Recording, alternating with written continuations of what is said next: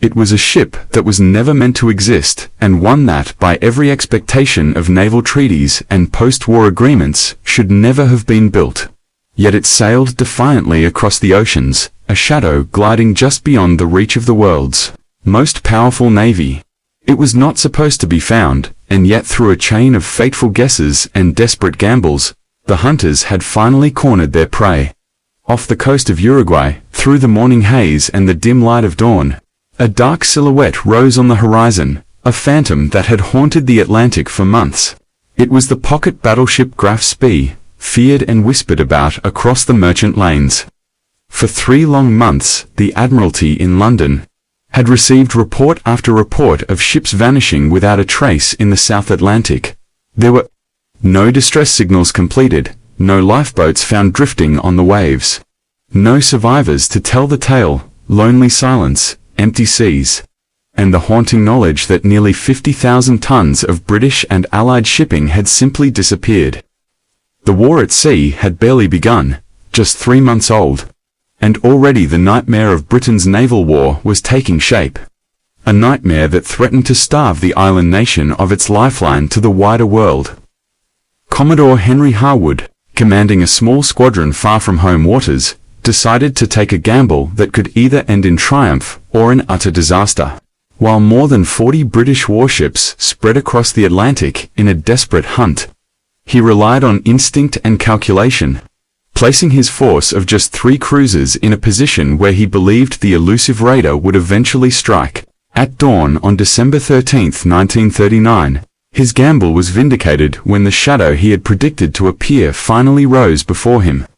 Graf Spee was unlike anything else afloat. A creation born out of loopholes and restrictions.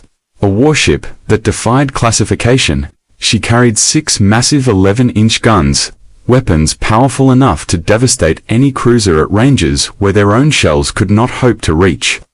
Her armor rivaled that of battleships, thick enough to shrug off most lighter weapons, and yet, she possessed the speed of a cruiser, able to outpace larger foes. She was a paradox, a ship that should not have been possible under treaty limits, but one that prowled the oceans as though mocking the very idea of restrictions. To confront her was to face almost certain destruction. On the bridge of HMS Ajax, Harwood understood the cruel arithmetic of the coming battle.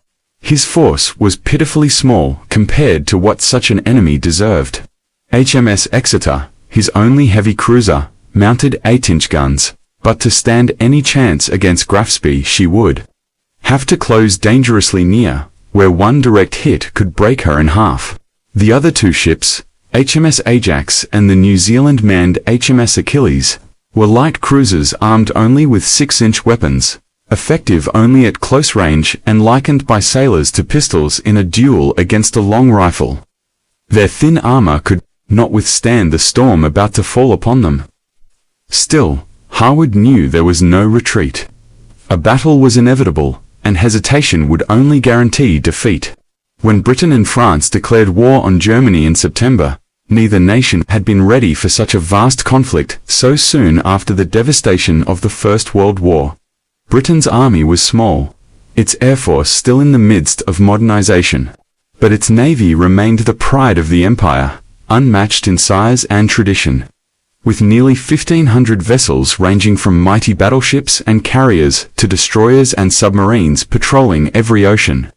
Germany, in contrast, was overwhelmingly a land power, and its navy, the Kriegsmarine, was small, scattered, and unprepared for a fight on such a scale. Hitler himself had not intended for naval war to come so soon, telling his admirals that they need not expect serious conflict at sea until the mid-1940s. Thus the fleet was limited, possessing only a handful of cruisers, a couple of battlecruisers, and about 50 operational U-boats. And yet, within these limitations, Germany had devised a clever weapon. Ships that bent the rules of the Versailles Treaty without outright breaking them. These were the so-called pocket battleships, 3 vessels of the Deutschland class, built to raid trade routes and cripple Britain's lifeline, smaller than battleships at around 12,000 tons, but built with unusual range, high speed, and heavy firepower. They were predators designed for endurance and destruction. Graf Spee, the third and last of the class, sailed from Wilhelmshaven just before war began, under the command of Captain Hans Langsdorff, a seasoned officer of only 43 who had served with distinction in the Great War. He carried with him a crew of 1,100 men and a clear mission to sever Britain's commerce, strike where least expected, and exhaust the Royal Navy through a campaign of relentless harassment. Supported at sea by the supply ship Altmark, Graf Spee began her hunt immediately. In September she intercepted the British freighter Clement off the coast of Brazil, then quickly added Newton Beach, Ashleigh, Huntsman, and others to her tally. Langsdorff operated with discipline and an old-fashioned sense of naval honor, ensuring that crews were rescued and transferred to safety before their vessels were scuttled or sunk. His ship frequently used deception, sailing under false flags, altering her silhouette to appear as a harmless merchantman or another type of warship, tricks that bought precious hours and enabled escapes from detection. Within 3 months, Graf Spee had destroyed 9 ships, removing nearly 50,000 tons of Allied shipping from the seas. For Britain, already staggering from other naval blows, the loss of the carrier Courageous, the sinking of the battleship Royal Oak, and the cruiser Rawalpindi destroyed in northern waters, the news was grim.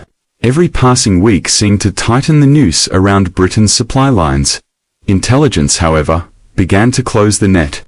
Though the Enigma code had not yet been broken in 1939, British radio monitors were tracking German communications closely, piecing together clues about Graf Spee's movements and resupply. On December 2nd, Harwood's squadron, consisting of Exeter, Ajax, and Achilles, intercepted distress signals from the merchantman Doric Star, attacked by Graf Spee, off South Africa. Harwood reasoned that Langsdorff would next turn west toward the River Plate, an area rich with merchant traffic, and he positioned his force accordingly. At first light on December 13th, the ocean lay still beneath a pale sky as the British cruisers moved cautiously across the South Atlantic. Just after 6 o'clock in the morning, lookouts sighted a plume of smoke rising on the horizon. Harwood immediately ordered Exeter forward to investigate. Captain Frederick Sickerbell advanced his ship, and within minutes signaled back the dreaded words. He believed the vessel ahead was a pocket battleship. Aboard Graf Spee, the German lookouts had already spotted their pursuers, 3 sets of masts breaking through the haze. Though her guns outmatched them all, Langsdorff understood the grave risk. His orders had been to avoid direct battle, for Germany could not afford the loss of such a ship. Even if all 3 British cruisers were sunk, the Royal Navy would still hold overwhelming dominance, while the loss of Graf Spee would be a strategic blow Germany could not replace. Yet there was no safe harbor near and no retreat possible without exposing his ship's vulnerable stern. Reluctantly, but decisively, Langsdorff gave the order, full speed ahead. With only 10 miles of water separating them, Harwood prepared his formation for combat. Exeter would attack from one side, while Ajax and Achilles swept from the other, forcing the German ship to divide her fire. At 6:14 a.m., Graf Spee opened fire, the thunder of her great guns shattering the morning calm as enormous shells screamed across the waves and fell among the British cruisers. The ocean boiled with splashes and flame as Ajax and Exeter took evasive maneuvers. Aboard Ajax, a scout plane sat ready for launch, its pilot Lieutenant Edgar Lewin waiting for a gap in the ship's salvos to catapult into the sky. At the briefest lull, with the roar of the guns still reverberating down the deck, he was flung into the air, circling above with the only clear vantage point of the battle now unfolding below. The first devastating salvos fell upon Exeter. She held her course bravely, returning fire as fast as her gunners could manage, but within moments she was struck repeatedly. The bridge was smashed to ruins, communications wiped out, and command shifted aft. Captain Bell, bleeding from shrapnel wounds to his face, refused to yield, shouting orders through a chain of men relaying them down the shattered decks. Amid smoke, fire, and chaos, Exeter continued to close the range, determined to hold the enemy's attention no matter the cost. The battle dragged on with a relentless ferocity that tested every nerve. and every ounce of strength the sailors possessed. Exeter, battered and scarred, had only one turret left in action, yet her crew refused to yield, working that last gun, as though the fate of the war depended upon it. Every shell they fired was a defiance, a refusal to go down quietly, but the punishment they received was dreadful. Graf Spee kept her locked in, unleashing storm after storm of fire, her shells exploding all around, sending deadly fragments, slicing through the decks, tearing into compartments, and scattering men as if the very steel of the ship was shattering apart. By 7 o'clock, Exeter had managed to slip behind her own smokescreen. Her men, exhausted, but finally given a brief moment to take stock of what had happened. When the damage was tallied, the reality was grim. Her forward turrets had been silenced.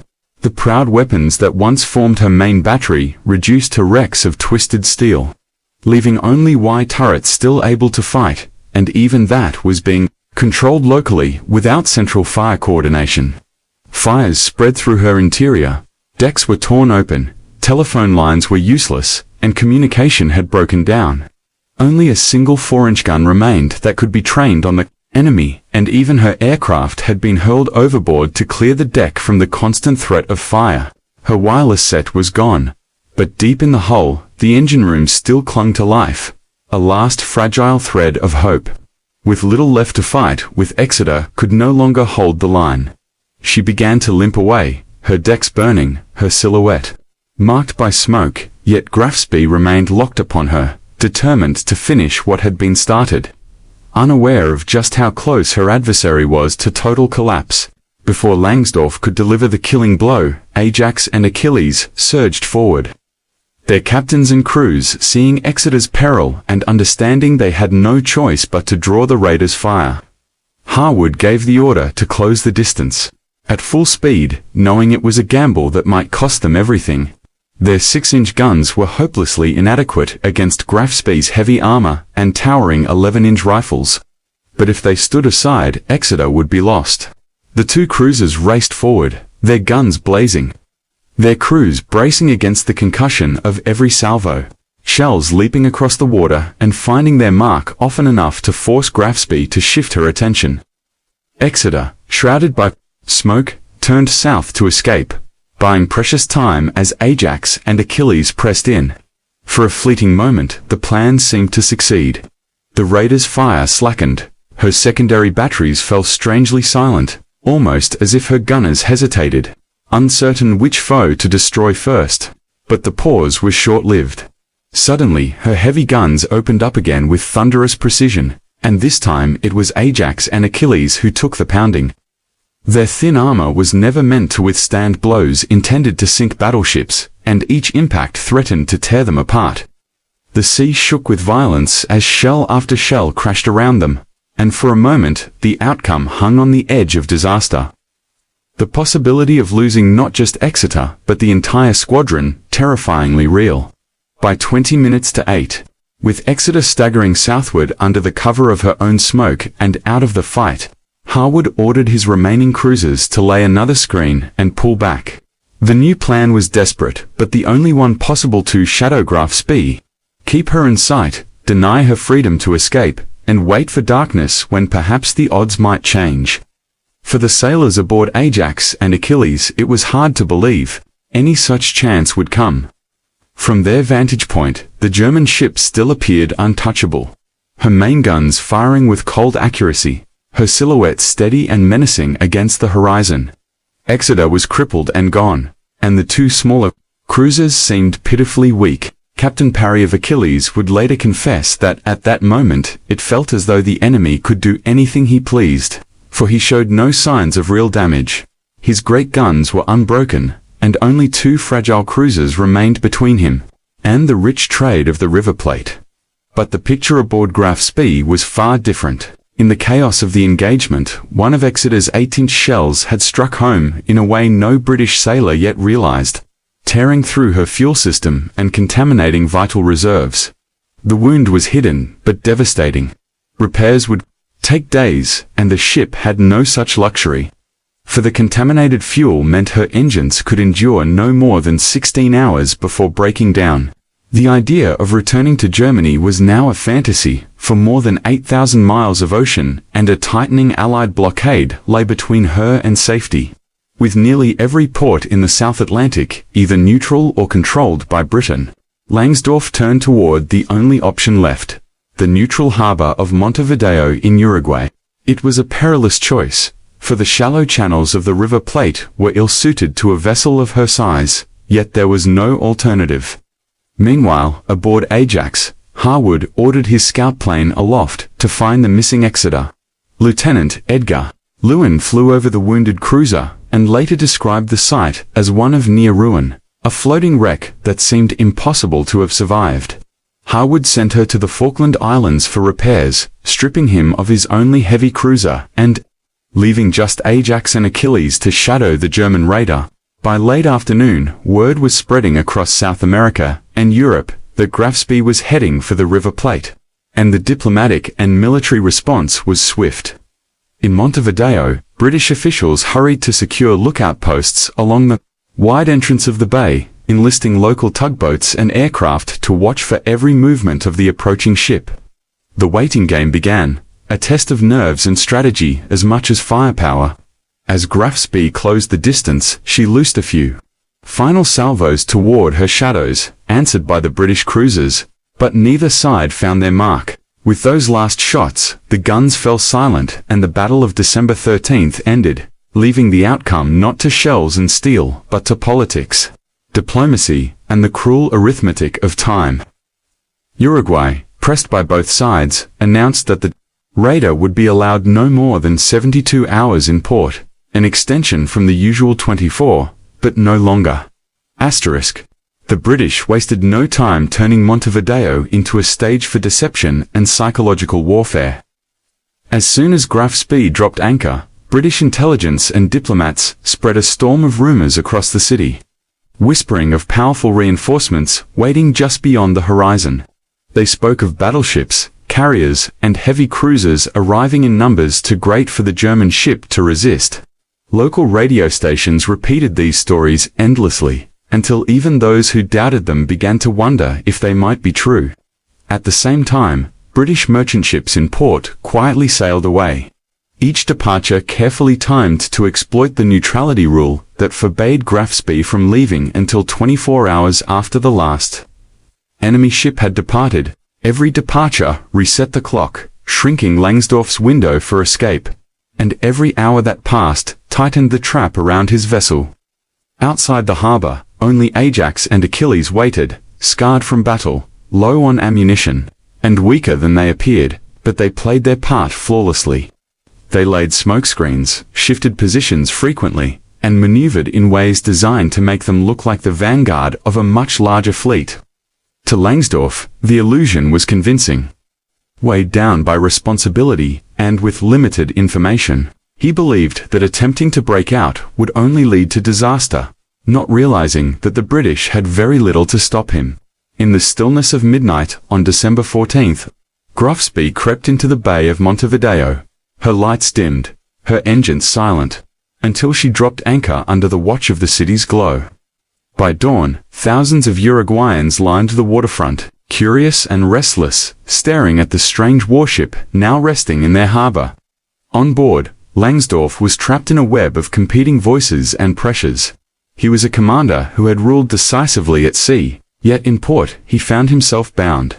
By diplomacy and law, Otto Langmann, the German ambassador, pressed him to stand firm. Alberto Guani, Uruguay's foreign minister, reminded him of strict neutrality.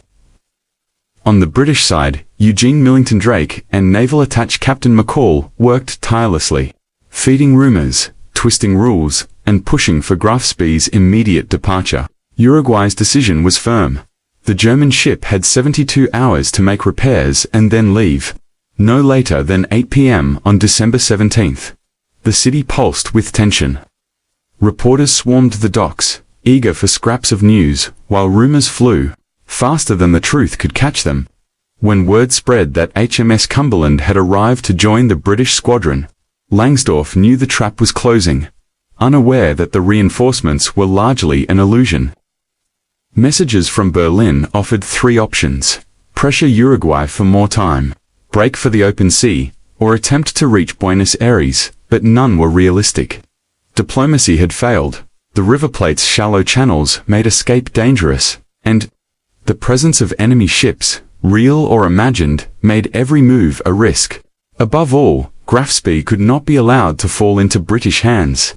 On December 15th, another British merchant ship sailed just after 6 in the evening, resetting the neutrality clock again. Any faint hope of slipping away unnoticed was gone. Each hour dragged heavily on the German crew. Once feared hunters of the Atlantic, they now sat powerless. Confined within sight of hostile shores, their fate discussed in the chambers of diplomats rather than on open waters. Morale withered as the men listened to whispers of British battleships converging on Montevideo. Below decks, fear and frustration spread as quickly as the rumors outside. That night, Langsdorff assembled his officers and laid the truth before them. Escape was impossible. The only honorable course was to save the crew, strip the ship of her secrets, and destroy her before she could be captured. Demolition charges would be set throughout Graf Spee's hull. The men would be evacuated to the German freighter Tacoma, and the ship would meet her end in flames rather than serve the enemy. The officers agreed with grim resignation. On December 17th, Montevideo's waterfront was once again filled with crowds. Civilians and reporters watching silently as Graf Spee was prepared for her final act. Slowly, she was moved into position, tugboats guiding her through the shallows as the last sailors filed ashore. Charges had been wired deep within her magazines and engine spaces, waiting only for the order. As the crew departed, many turned back for one last look at the ship that had carried them through triumph and danger. Then, in an instant, a blinding flash tore across the decks, followed by thunderous explosions that shook the water. Fire and smoke rose into the air as the charges ripped through her hull. Her back broken, Graf Spee burned, listing heavily until she settled into the shallow waters of the River Plate. Her proud career ended not in glorious battle, but in self-destruction under the eyes of the world. Langsdorff, aboard Tacoma with his men, ensured they were fed and cared for, even visiting the wounded in local hospitals. But for him, duty was not yet finished. On December 20th, inside a Buenos Aires hotel room, he wrote final letters to his family and to Ambassador Longman, declaring that a captain's fate could not be separated from that of his ship. When the letters were done, he dressed in his uniform, lay upon a German naval flag, and ended his life. In the days that followed, German propaganda painted the River Plate as a triumph, boasting that Graf Spee had sunk a heavy cruiser and crippled 2 more. But the truth was plain for all to see. The raider was gone, her threat to Allied shipping erased, and Britain had secured an early and desperately needed victory. Exeter was nearly destroyed in the fight, but her sacrifice had bought time, and the destruction of Graf Spee lifted the shadow of a predator that had haunted the Atlantic. Commodore Harwood was hailed for his judgment and steady courage. And Winston Churchill, then First Lord of the Admiralty, declared that the news from Montevideo had been received with deep thankfulness across Britain, and with satisfaction across the free world. In Berlin, Hitler's response to the loss and Langsdorff's death was cold and blunt. He told his admirals, "You should have sunk the Exeter,